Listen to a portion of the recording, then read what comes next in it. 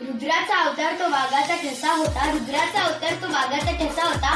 विचाराचा सागर लहरीना आणि विचाराच्या सह्याद्रीला माझा शिवबा कसा होता, माझा शिवबा कसा होता.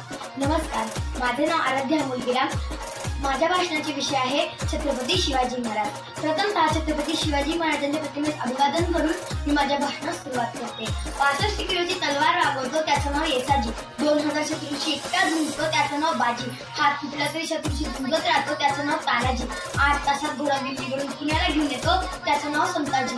शत्रूच्या छावणीत घुसून छावणीचा कळस कापून आणतो त्याचं नाव धनाजी. राहण्या वाघाला सामोरं जातो त्याला उभा पाडतो त्याचं नाव छत्रपती संभाजी. आणि या सर्वांना एकत्र घेऊन शाळेचं धोरण बांधतो त्याचं नाव छत्रपती शिवाजी. महाराष्ट्राचा इतिहास दिला कोणी एरा गेला नव्हे, तर महाराष्ट्राचा इतिहास दिला तो हिरव्या पिवळ्या शालीनं, तलवारीच्या खणखणाटीनं, घोड्यांच्या तापानं, शाळेच्या जपानं. आणि हाच इतिहास रचला तो म्हणजे छत्रपती शिवाजी महाराज. रुद्राच्या शिवरायाला, रयतेच्या राजाला, त्याच्या भक्तीला जोड नाही, शौर्याला जोड नाही. जो अथांग आहे सागराचा मान, त्याचा छत्र म्हणजे आभाळाचा सन्मान. तो त्या सूर्याची शान, मराठी माणसाचा धुडधुडता अभिमान. काळीज आहे सह्याद्री, ज्याला शंभूंचा अभिमान. महाराजाच्या देव्हाऱ्यात त्याचं पहिलं स्थान, असे ते प्रौढ प्रताप पुरंदर.